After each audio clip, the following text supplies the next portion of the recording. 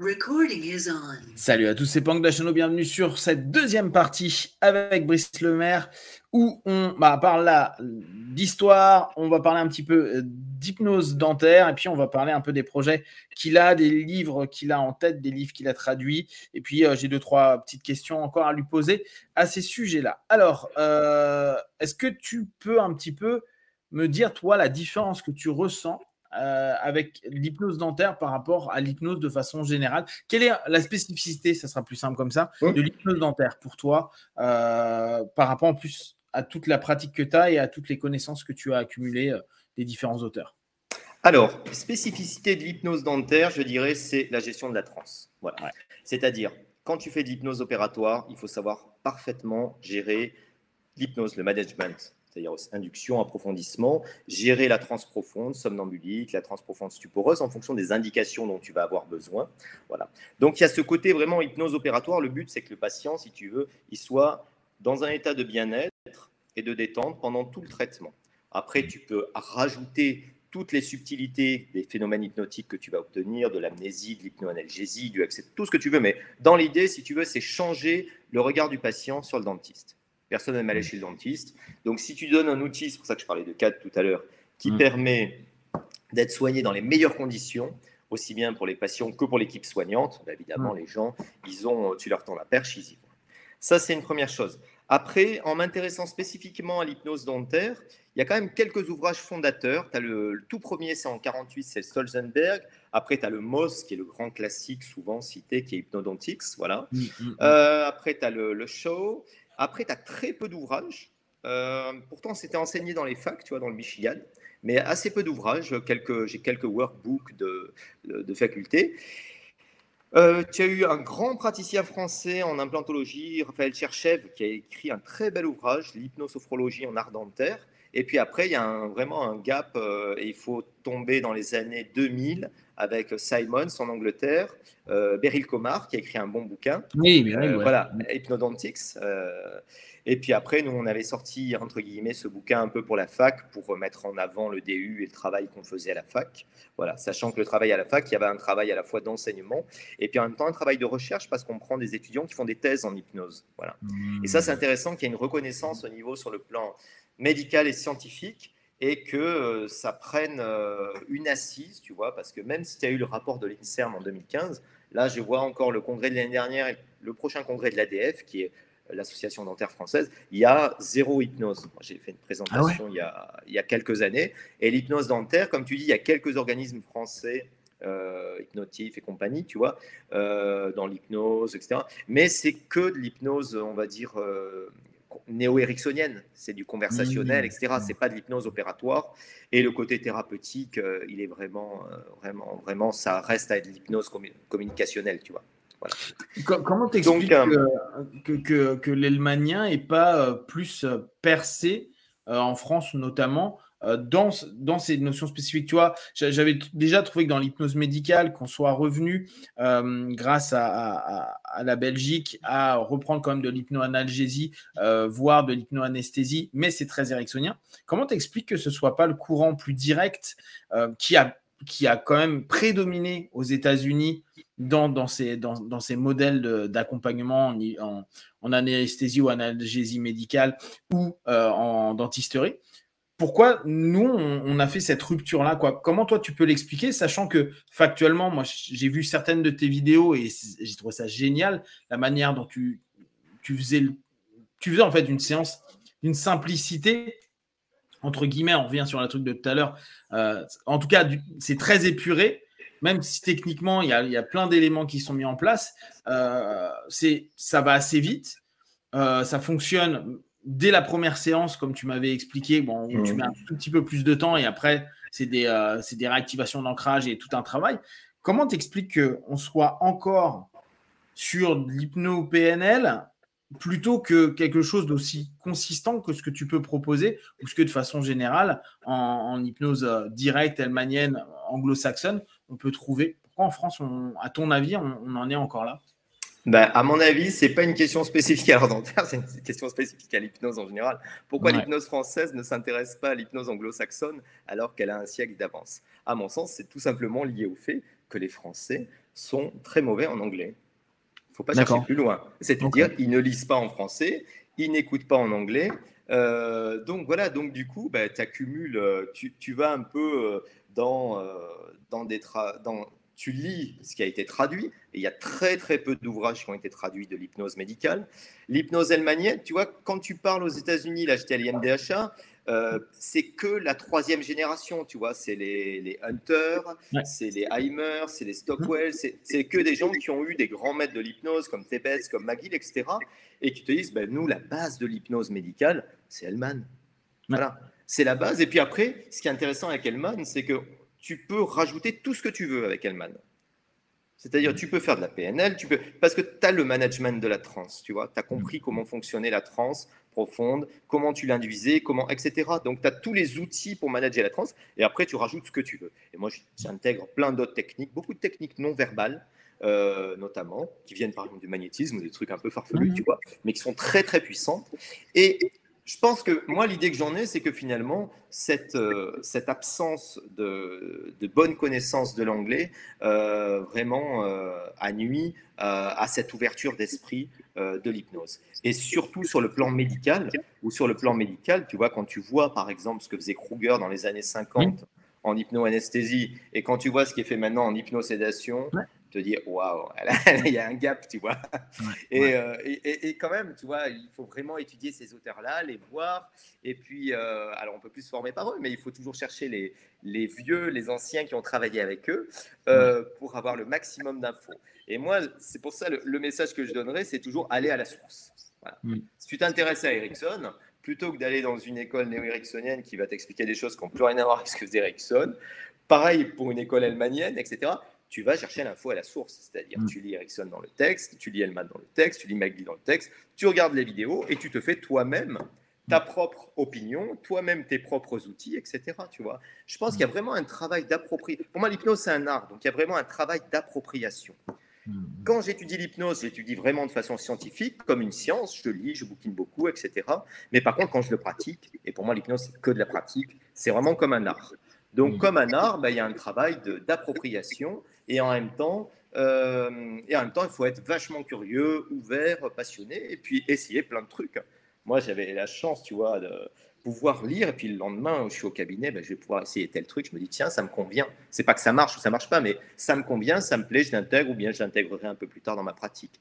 Mais c'est cette idée comme ça, voilà, où on se construit petit à petit dans la pratique de notre art, et surtout que ça permet en fait progressivement, si tu veux, d'évoluer. Mais je ne sais pas ce que tu en penses, mais moi, pour moi, c'est vraiment un problème purement de langage. Voilà. Si les Français lisent pas l'anglais, bah, du coup, ils vont lire les trades, et les trades, soit elles sont pas bien faites, soit tu as, comme on dit en PNL, hein, tu as un problème de généralisation, omission, distorsion de l'information source. Voilà. Et au bout d'un moment, tu te retrouves avec des trucs, tu vois, c'est l'exemple typique de la PNL à la française, quoi. Je trouve ça hallucinant, tu vois, par rapport à ce qui avait été conçu à la base chez Bandler et Grinder et Diels et Lausier, et ce qu'on en fait maintenant, tu vois, où c'est que pas des bricoles, mais que des outils. Alors qu'à la base, c'est pas du tout ça la PNL, tu vois. À la base, c'est vraiment une compréhension du modèle de la modélisation. Ouais. Et de là, tu tires tous les process, et une fois que tu as compris ça, tu peux faire et inventer toutes les techniques dont tu as besoin. Tu n'as pas besoin d'apprendre spécifiquement. Et c'est pour ça que souvent, on te dit, ah, j'ai tel patient, il a ça, qu'est-ce que je peux faire comme script? Alors, tu vois, ok, là, tu oublies. Et puis, ou bien comme technique. Et j'ai dit, mais ce qui est important, c'est que tu comprennes l'idée derrière les mots. Quoi que tu fasses, il faut que tu comprennes ce que tu fais. Voilà, comme ça, avec ça, tu vas pouvoir non seulement être créatif, imaginatif, mais surtout faire le truc à ta façon. Et ça, c'est le plus important. Voilà. Alors, tu parlais de traduction. Là tu as traduit Roy Hunter qui a été édité. J'en ai parlé pour ceux qui ont pu voir la vidéo, sinon je vous laisse en référence dessus. Ce livre qui est vraiment sympa. Moi, je crois pas que j'avais même lu en anglais. Par contre, moi, je suis fan de son mentor. Donc, effectivement, Tebbets, j'adore. Et tu sais que le bouquin de Tebbets, Miracle à la demande, Miracle à la demande, je l'ai cherché. J'ai galéré de fou. C'est un bouquin qui est plus édité depuis perpète. Et d'ailleurs, c'est ce qui explique Hunter, que le bouquin, il l'a fait pour un petit peu mettre à jour ce livre qu'on trouve plus aujourd'hui.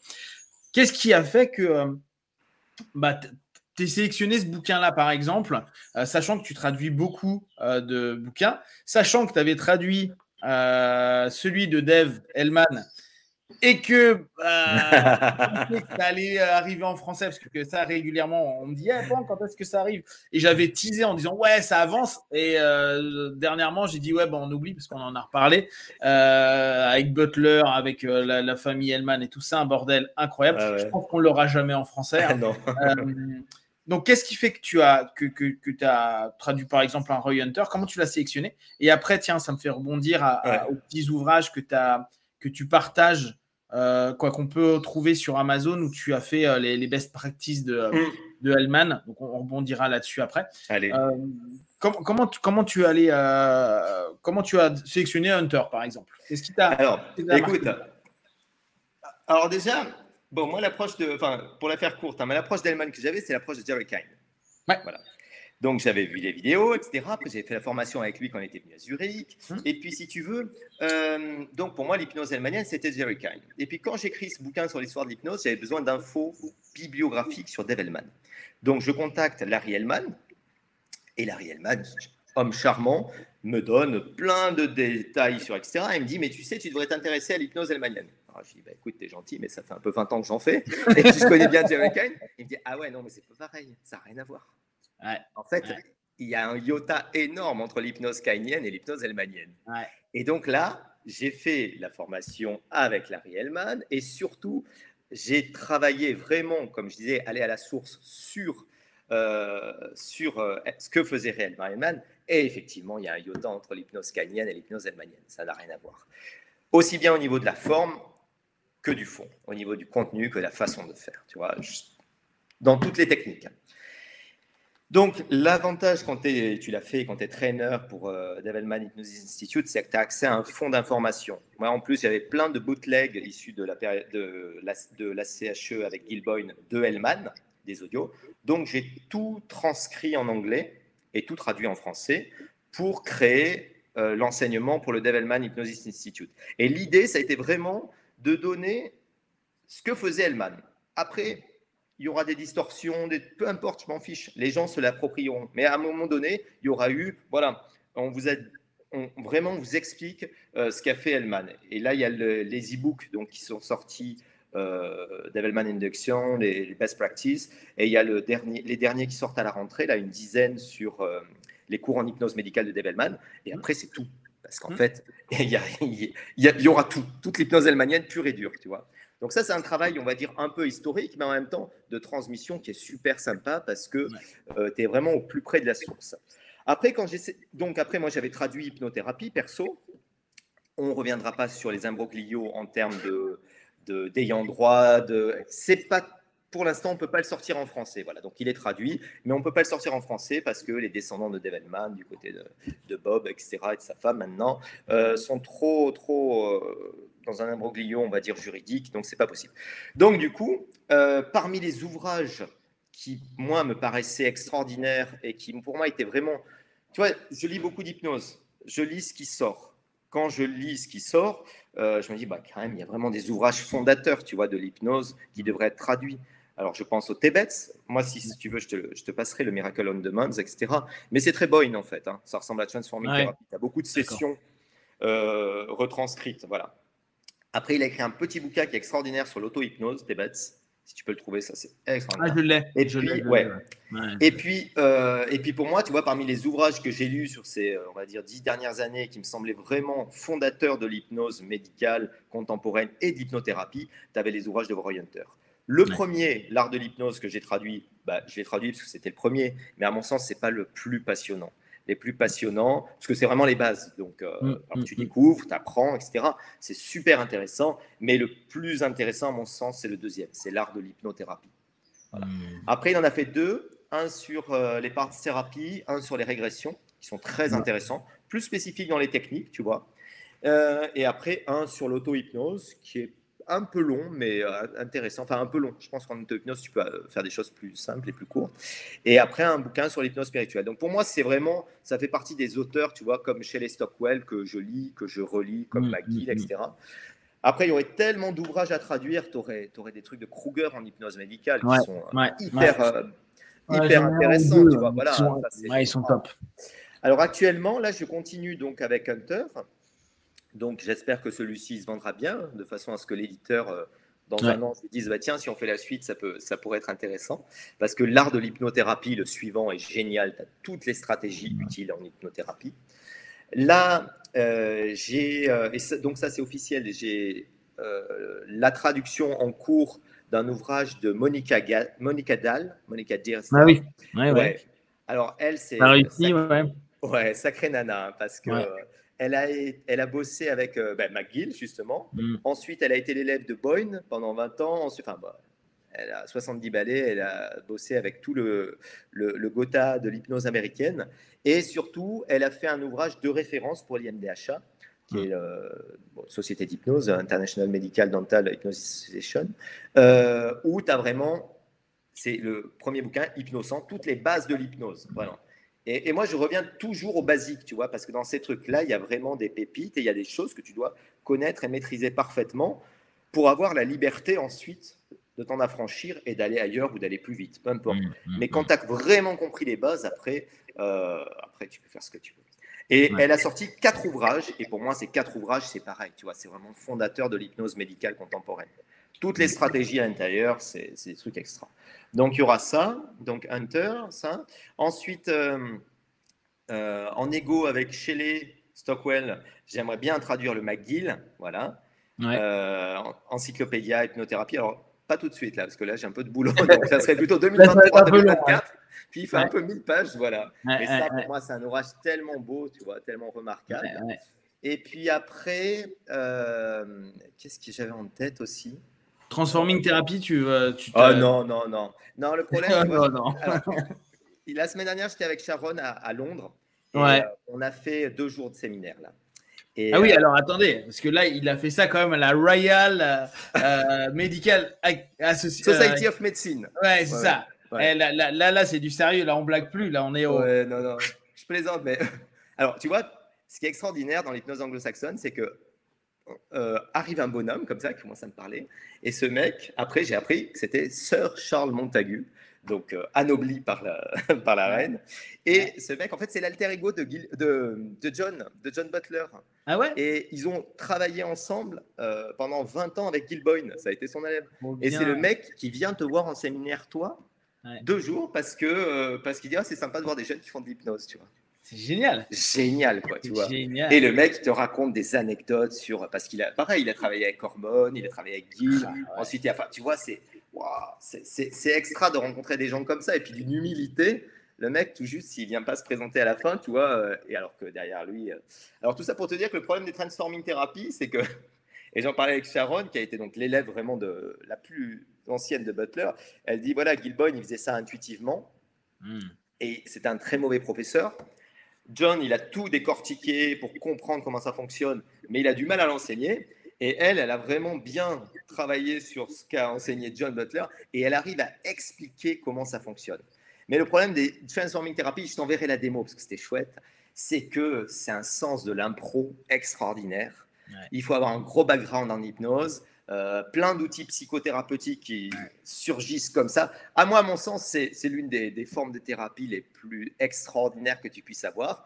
Mais en bouquin, ça rend pas Ouais. trop. Tu vois. Tu Voilà. sais que j'avais tenté de faire des vidéos dessus où je prenais des chapitres et j'expliquais ce Oui. qu'ils disaient, comment ils travaillaient. Moi, moi, j'adore cette manière de bosser. Ça, c'est vraiment ce que moi j'aime comme type de travail. En plus, lui étant un petit peu incisif et rentrant dedans, j'adore sa manière de faire. Ouais, C'est vraiment l'énergie. Tu vois, toi, tu aimes bien McGill, moi, je serais plutôt. ouais, ouais, bien sûr, ouais. C'est Ouais. plutôt mon énergie. Et je me disais, quand on m'a dit, ouais, est-ce qu'il faut que je le lise? Je dis, ouais, lisez-le. Mais franchement, c'est pas toujours hyper palpitant parce qu'en fait, tu lis des dialogues qui fait, Non, tu ouais, vois qu'il y a une ouais, stratégie de ouf. Tu te dis, non, ouais, mais c'est ouf, c'est ouais, génial ouais. ce qu'il fait. Mais tu te dis à lire comme ça, c'est pas toujours. Si t'es pas Ouais, passionné ou tu autre, vois, c'est moi, c'est pas. maintenant, enfin bon, je vais dire, on a l'expérience, on a beaucoup lu, on a une bonne connaissance de l'hypnose médicale anglo-saxonne, tous les deux, Ouais, et ouais. thérapeutique surtout. Et finalement, quand on va regarder des ouvrages comme ça, ok, tu as des choses, tu dis, waouh, c'est super, mais finalement, je ne vais pas forcément me l'approprier ou l'utiliser. Exactement. Et je trouve qu'il y a plus d'intérêt finalement à voir les vidéos, de la façon dont travaillait par exemple Gil Boyne, de la façon dont travaillait par exemple Ed Yeager, des mecs comme ça, William Kruger, ou là récemment, je regardais Michael Preston, tu vois. C'est plus, tu vas pas copier, parce que finalement, tu n'es plus dans une phase de modélisation, mais tu vas t'inspirer de certaines choses. Et moi, ce qui me paraît hallucinant chez Gil Boyne, c'est voilà, cette intuition géniale de faire le bon geste, la bonne parole au bon moment. Mais j'en parlais avec Sharon, elle m'a dit, ouais, mais ça, c'est parce qu'il était génial, tu vois. Donc toi, tu vas le faire un peu à ta façon, tu ne seras pas forcément génial, mais tu auras des outils. Voilà. Et ce qui est compliqué quand tu expliques comment fonctionnent les transforming thérapies qui mêlent, pour expliquer un peu aux personnes qui ne connaissent pas, ça mêle de la Gestalt, de la régression, des affect bridge, enfin, de la parts thérapie aussi, mais avec beaucoup de stratégies physiques même. C'est d'arriver à mélanger tout ça au moment où ça sort, quoi. Voilà, pour un peu simplifier. Et donc, c'est difficile de le modéliser comme un autre protocole ou un autre format thérapeutique où on te dit première étape, deuxième étape, etc. Donc, il faut avoir de la bouteille en hypnose. Et puis surtout,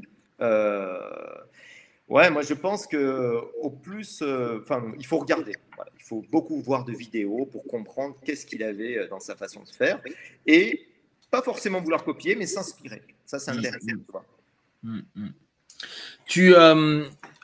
Là, dans les on parlait de Butler. Butler, là, tu as pas mal papoté avec lui.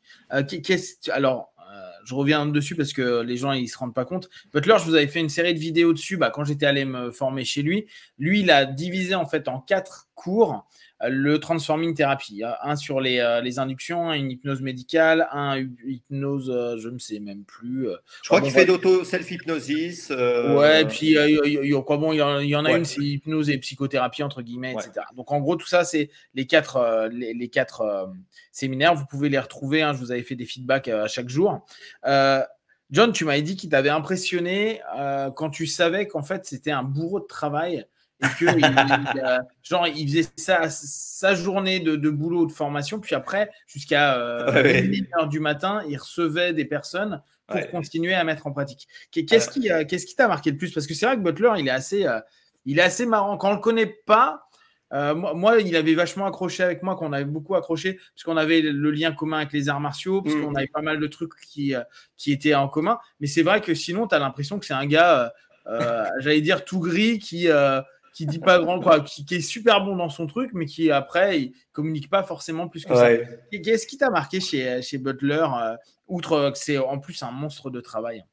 Alors, bon, déjà il est écossais, John. Donc tu vois, les Écossais, c'est pas les les plus expansifs. Non, il est irlandais. Oui, il est irlandais. Non, il est Irish. Il n'est pas écossais. Il est irlandais. Écoute, historiquement, c'est quelqu'un qui a été vraiment le disciple direct de Boyne, donc qui a bossé avec lui, qu'il a vu travailler, etc. Et quand il a ramené tout ça en Angleterre, il a vraiment structuré ça de façon médicale, scientifique, il fait beaucoup de conférences dans les sociétés médicales, etc. C'est quelqu'un qui a vraiment promu l'hypnose médicale et l'hypnose thérapeutique à un niveau qui est incomparable à ce qui peut se faire en Europe, tu vois. Voilà. Première chose. Deuxièmement, pour moi, c'est quelqu'un qui sait tout en hypnose. Voilà. C'est-à-dire, il a tout lu. Je pense qu'il y a peu de personnes. Aux États-Unis, tu as Paul Durbin, qui est extraordinaire, qui a fait un travail, mais quand tu vois les archives que je t'ai passées de Paul Durbin, je ne sais pas, il y a 50 ans de travail sur l'hypnose, extraordinaire, quoi. Et alors, c'est vrai que finalement, qu'est-ce que j'en retire? Déjà, je pense que c'est un enseignant qu'il faut aller voir quand tu fais de l'hypnose depuis un paquet d'années. Sinon, tu n'en retires strictement rien. Si tu es débutant, tu ne comprends rien. Et puis lui, il n'a pas le temps et puis ça ne l'intéresse pas d'expliquer les bases de l'hypnose, comment faire une induction, etc. Donc, si tu ne comprends pas, tu ne comprends pas. Voilà. En fait, son premier cours, je crois que c'est ça, c'est induction et deepener. Et alors, moi, je n'étais pas allé le faire. Et j'en parlais avec des gars qui l'ont fait. Et il dit ouais, mais alors on a vu ça, mais après il est parti en vrille. Parce qu'en fait, le truc, c'est qu'il part sur un truc tout simple. Et d'un coup, il part, mais complètement à l'ouest de la technique qu'il explique. En fait, si tu n'es pas prêt à écouter, moi, tu sais, au départ, j'étais parti en me disant je vais apprendre techniquement de nouveaux trucs. Puis j'ai compris au bout d'un moment que le mec, c'était un storyteller qui nous expliquait plein de choses. Quoi. Dès qu'il a une idée en tête, en fait, il y va. Et la technique, tu ressors, tu n'as même pas appris forcément plus de technique que ça. Ah oui, oui, il n'y a aucun programme dans ces formations. Exactement. Voilà, c'est exactement ça.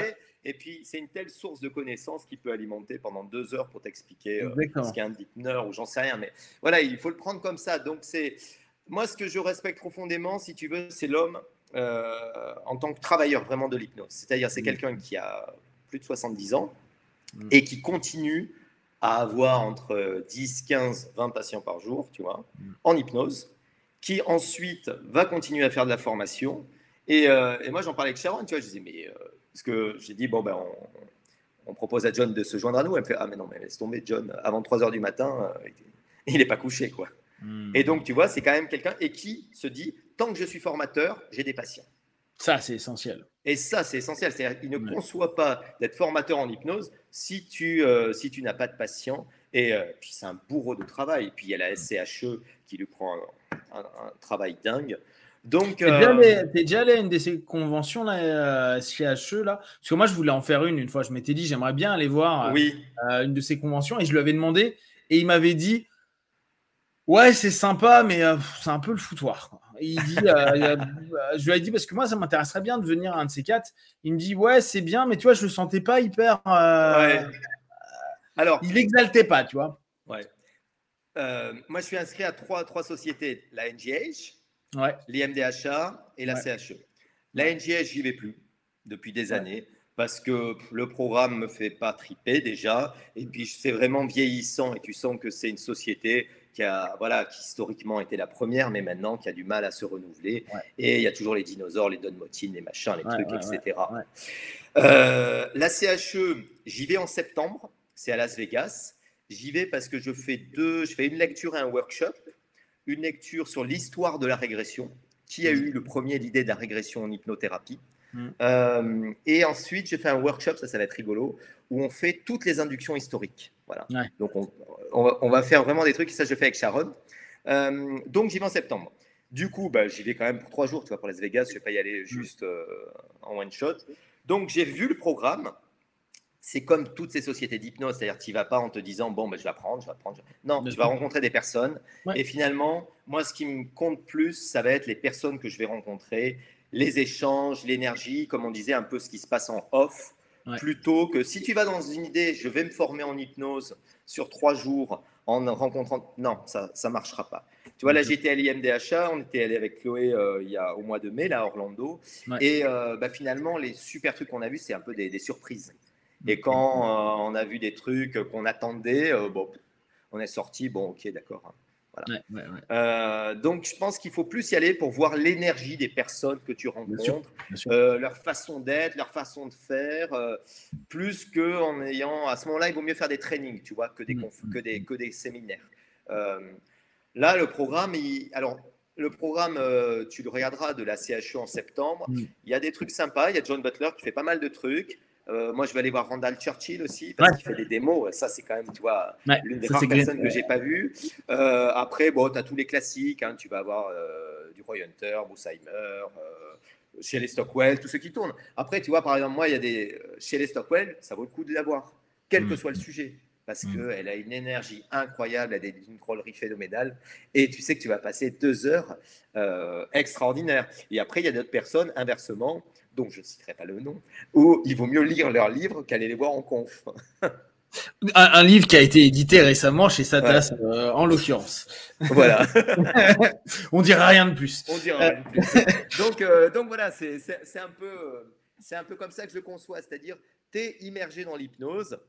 Pendant 3 jours, tu discutes avec des gens, tu noues des contacts. J'ai rencontré un mec extraordinaire, Peter Bloom, un mec qui fait de l'hypnothérapie et du son uniquement. Donc, on a beaucoup travaillé là-dessus. Voilà, c'est des rencontres avant tout, je trouve. C'est comme dans l'hypnose, c'est des rencontres avant tout. Donc, d'accord. On va bientôt conclure. Ce que j'aimerais qu'on conclue justement, c'est sur nous, notre idée de faire un colloque à Nice l'année prochaine, où pour l'instant, c'est juste c'est plus qu'une idée, c'est déjà on est en train de formaliser ça. Donc, moi, j'en ai déjà parlé dans une vidéo en disant que justement, nous, ce qui nous intéressait, c'est faire un colloque qui serait orienté vers le contact, vers le rapport. parce que comme on en avait papoté ensemble, aujourd'hui, beaucoup de personnes ne se déplacent plus parce que tout peut se faire online. Or, je pense que ce qui est le plus important, et tu viens de le souligner à quelques instants, c'est le contact, c'est l'échange qu'on va avoir en off, pas forcément pendant les workshops, pas forcément pendant les présentations de tout à chacun. Les lectures, c'est vraiment dans l'échange qu'il peut y avoir avec l'intervenant, l'échange qu'il va y avoir entre les personnes. Comment tu perçois, nous, tu as déjà organisé là, en avril dernier une masterclass. Comment tu ressens ou perçois le colloque qui sera proposé l'année prochaine? Qu'est-ce que tu aimerais mettre en avant? C'est surtout ça. Qu'est-ce que tu aimerais? Moi, vraiment, l'idée dans ma tête et ce que j'ai dit aux gens, c'est que pour faire un peu une différence, ça serait vraiment s'orienter vers le contact et ce rapport en off et créer des liens. Comment toi, tu aimerais qu'on le développe et comment tu aimerais le partager aux gens?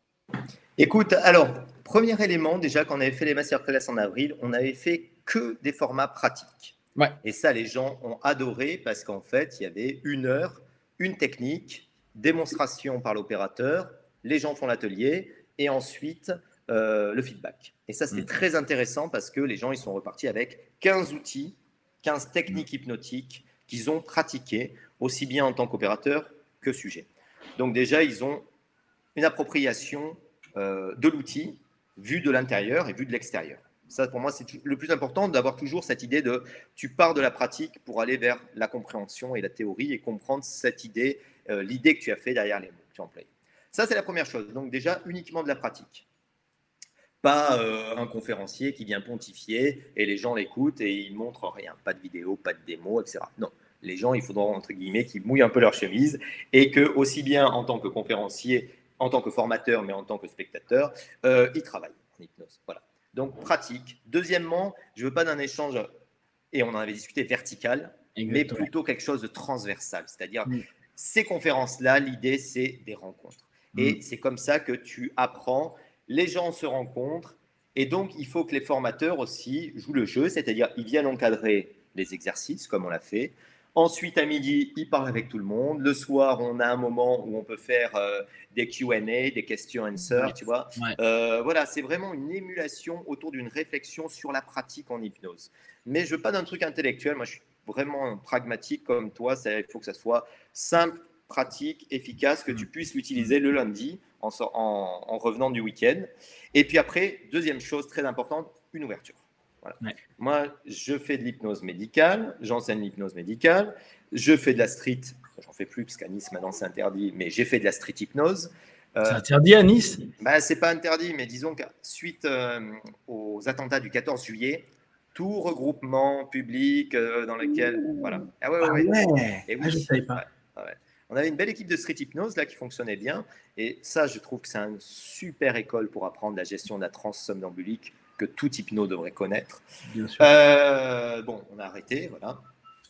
Et donc, toutes les formes d'hypnose m'intéressent. Et aussi, je veux que dans ce séminaire-là, ce qu'on organise, c'est vraiment des intervenants qui viennent de l'hypnose thérapeutique, qui viennent de l'hypnose médicale, qui viennent de l'hypnose de spectacle, qui viennent de l'hypnose spirituelle, par exemple, j'en sais rien. Mais que les gens puissent avoir comme ça un panel et montrer que l'hypnose c'est pas que des inductions, c'est pas que de la transe, c'est aussi autre chose et qu'il y a plein de choses à apprendre en travaillant avec d'autres personnes. D'accord. Voilà. Mais on en avait parlé ensemble, hein, c'est à la fois grande ouverture, de la pratique et aussi une communication vraiment et un échange transversal.